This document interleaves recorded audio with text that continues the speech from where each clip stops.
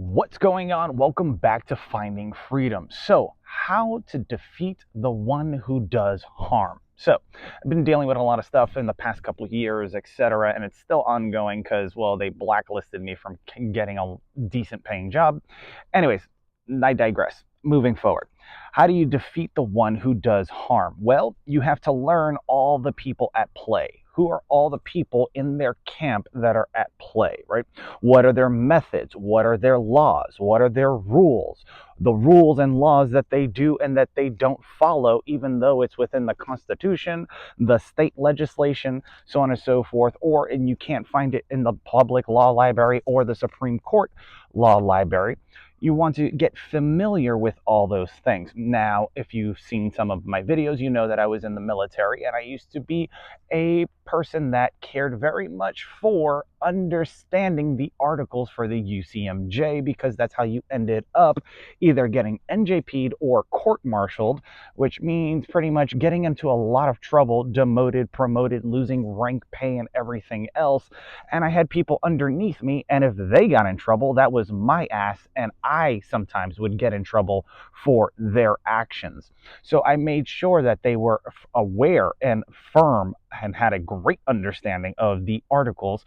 And then, of course, little laws that were out in public and in town. And when you're dealing with somebody that wants to be a bully or whatever, you have to understand not only those things, because they may have friends in political areas, they may have friends in law enforcement, may have more resources than you and just pay people off, so on and so forth, right? That aren't going to ask any questions. So make sure you learn methods, laws, rules, everything that they do and don't follow. Point number 2, play fair at first, then play by their rules and logic. See, what happens is that a bully will continue until they either get punched in the face or somebody steps in to intervene, right? Now, you can see this if you ever went out and got a job somewhere and they do like these harassment classes, you're supposed to interrupt and do all this. That doesn't necessarily happen all the time in the real world.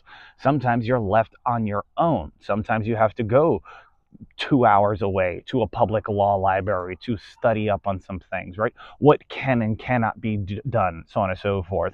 Especially when people try to instill fear or terror because they get their kicks and jollies off of it, right?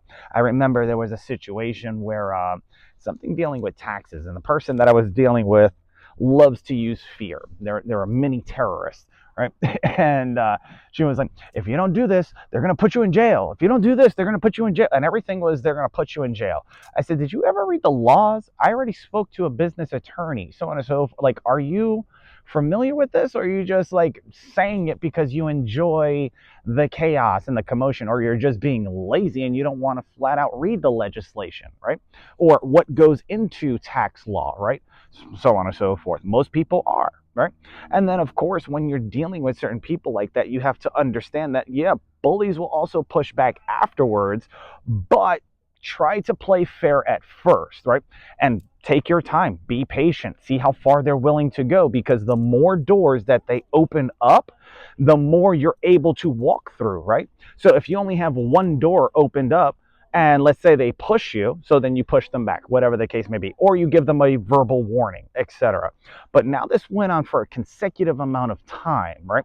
And they opened up all these doors, which now means you have a key to walk through each one of these doors. They did this to you. Okay, perfect. Noted. Write it down, annotate it, record it.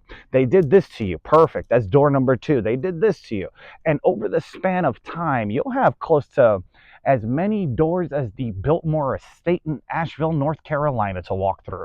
So therefore, when things do occur and you have things documented or recorded or other things that can be cross-referenced and data and information and laws and proof that you went above and beyond, right? You went to legislation, you went to the building of DOJ, right, within the area, you went to the public law library, you went to Washington, D.C., you went to go find, a senator, governor, or mayor to speak to, so on and so forth.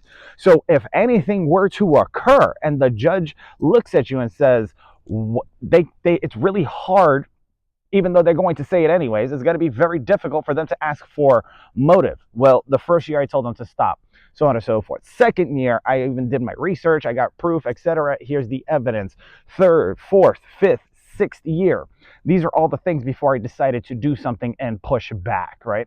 Now the judge can look at all this evidence and information and say, okay, so you've been taking a beating for the last 6 years, and due to this one altercation that this person tried to get you on, so on and so forth, because they were butthurt or whatever the case may be, because bullies don't like to lose, they wanted to present you and bring you into a courtroom because they have what? More money, leverage, power, whatever, to try to strong arm you. Right? So knowledge is power only if it is applied. However, most people don't apply it. Most people are lazy, and the bums and the bullies that I'm talking about will take advantage of people like this. And the ones that do push back, like myself and others, they don't take very likely.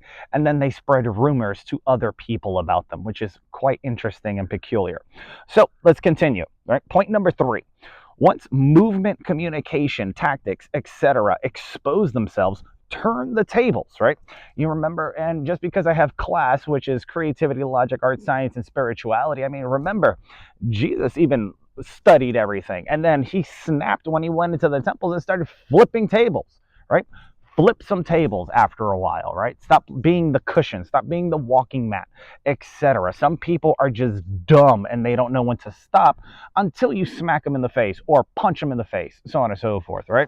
Or take them to court, shut down their business, strip away all their badges if there was anybody involved that had one, take away nonprofit status, make sure they get audited by the IRS, and bring down the full weight of the capacity that can possibly come down on an individual that decided to carry out and conduct an experiment and then profiteer off of it, so on and so forth, right? And if you've seen other videos, there's a difference between profiting and profiteering. Point number 4, understand that technology is used with psychology, whether that is your cell phone, your laptop, your vehicle, other devices, right? If people have the capability and the know-how to do so, it's as simple as going on YouTube and asking how to hack into somebody's phone or laptop or computer. You can also do that with a simple keyword search, or you can also do that with ChatGPT, Google Gemini, or any other AI feature, and it'll give you ethical hacking guidelines, which you can then misconstrue and manipulate in order to do what you need to do.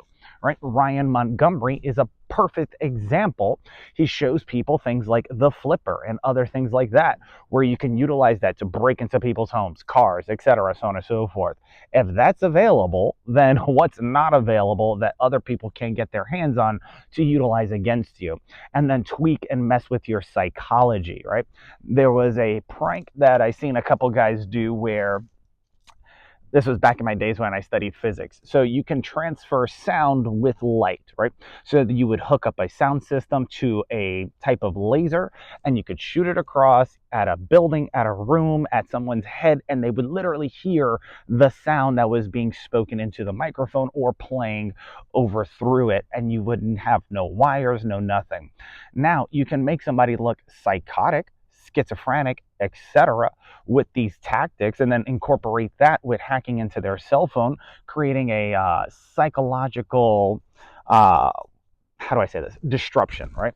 Or cognitive dissonance, right? What's going on? You know, I hear this, that, and the third. And then, of course, they sound crazy to a doctor. The doctor doesn't know until you go in there and show them the science project. And now the doctor starts questioning their own sanity. Remember, psycho is in the word psychology. So remember that.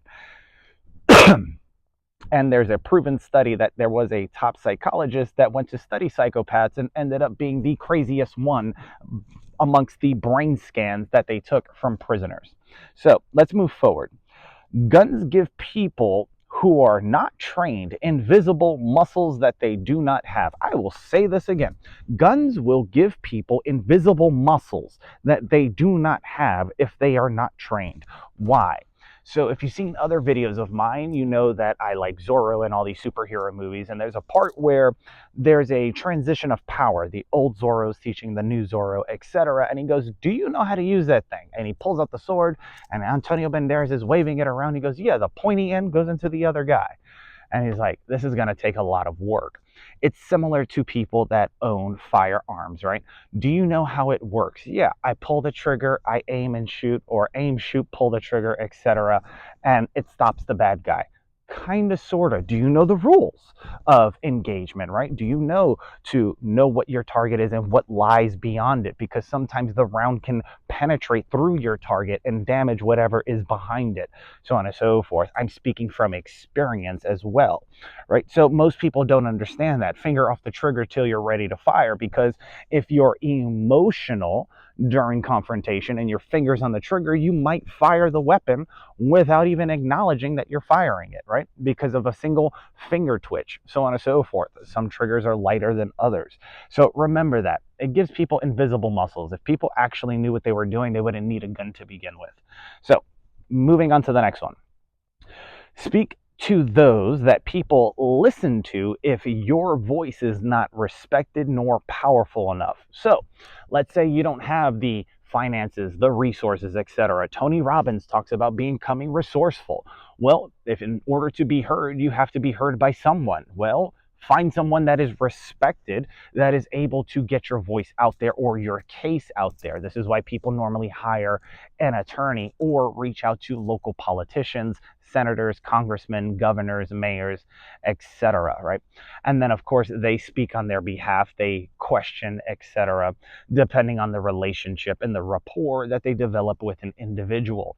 So this is another thing that can occur. Now, if this person is well connected, as I said, has money, resources, etc., and is carrying out this science experiment or wanting to be a bully, they may pay these people off. So you need to also remember, go to the public law library, make sure you know what's going on, how they're not only being implicated in such a crime or whatever the case may be, or form of harassment and gaslighting, but how can they take advantage of certain things like greed, right? So moving forward, use your brain. The goal of martial arts, and now this is getting into, well, just some philosophy, right? So if you're trained, so on and so forth, use your brain. The goal of martial arts is not to have to use martial arts, right?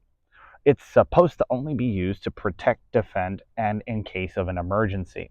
Similar to earlier, a pistol is only good as the person that is wielding it, just like a martial artist, right? And there's people out there that understand this concept. And normally you don't understand this concept till after around, I guess, intermediate, advanced, and then of course instructor level. But the purpose of it is not to actually have to use it, which brings me to my next point, called black belt fever, right? Black belt fever is something that we joke about, right? So it's like somebody that studied enough psychology to be dangerous and conduct many psychological operations, like Clockwork Orange type stuff, right? Whereas a person in martial arts may be a orange belt, a green belt, a tan belt, whatever the case may be, whatever style, and just enough to be dangerous, but not enough to actually understand what's going on, right?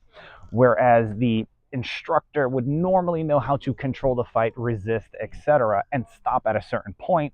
Some people will, if you ever seen, what was it, the movie Never Back Down 2, and there was a kid in there, he got bullied a lot, so on and so forth. He was one of the ones with anger issues, and his whole motivation to learn martial arts was to get back at a bunch of people. Well, he ended up doing that, and then he got in trouble. Long story short, didn't know when to stop and control his anger. Which, in this same point, you have to learn how to control your focus in different temperatures and, how do I say this, environments, right? So, when it comes to different temperatures and environments, what do I mean by this? Well, if you're not comfortable being in a crowded setting and you're in a nightclub or a bar which has a lot of people, well, if there's an altercation, that may trigger you in a certain way because, well, that's something you're not used to, you're not comfortable with, and you don't have control of a lot of the things in the room because there's too many variables, right? But then again, let's say you're in an office building and things get hot and bothered, right? What I mean by temperature is, well, read the room. At a nightclub, people are intoxicated, so on and so forth. What's the pitch and the tone like? Are they slurring their words, or are they, coherent and they're just upset? Be aware of your surroundings, i.e., the temperature of the room. Sometimes you could walk into a place and be like, this isn't a good place to be, so on and so forth. But most people can't or don't pay attention to that because they're distracted by what? Friends, music, all the noise in the background, people moving from the bathroom to the bar, so on and so forth, to the dance floor, etc. So you have to be aware, and then of course control yourself in different temperatures. There may be a drunk guy at the bar that comes over and just starts talking to you when you want to be left alone, right? And then of course you don't want to be rude and throw the temperature off in the room, so you give benefit of the doubt, so on and so forth. Moving forward, technology could be a weakness. So how do you defend against technology? Well, as certain people would say, the more technology and the more convenient something is, the more you lose on things like security, privacy, etc. But a couple ways to defend against this is, well, to go analog, right? Pen and paper, right? Pen and paper, a book and paper, right? Then of course you can shield yourself, right? You have, what is it? EMF bags and all these other things, or Faraday bags. Then of course you have the bartering system. If somebody's tracking your finances or whatever the case may be, you can do a barter system, right? I'll perform this service for you for this. I can change your front brakes for you if you provide me a place to sleep and take a shower, so on and so forth, etc. And you can trade and barter that way, leaving money out of the question. And then of course, well, doesn't leave a paper trail, right? Next, you can, what's it called? Cancel signals and frequencies. So this is your Faraday bags and things like that, or an EMF like beanie or a baseball cap, right? That has EMF shielding on the inside. You could put it on. Sometimes they may interfere or block out earplugs and things like that, etc. If it looks simple, people will make it complex. Now, this is a ideology that I took from my performance time, as well as performing magic and things like that. The more simple an effect looks or appears, the more complex people will make it, right? So let's say I don't have my deck of cards. Actually, I do. So I have a deck of cards, right? So let's see here. I think I have a deck of cards here.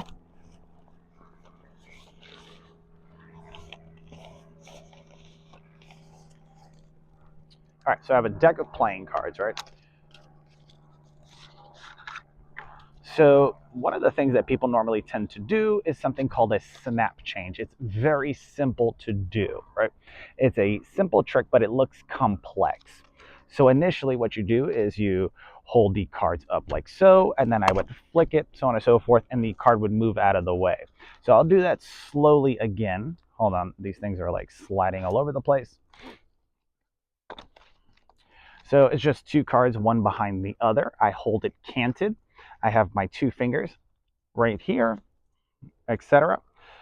And then when I flick, I'm going to snap my fingers and it changes, right?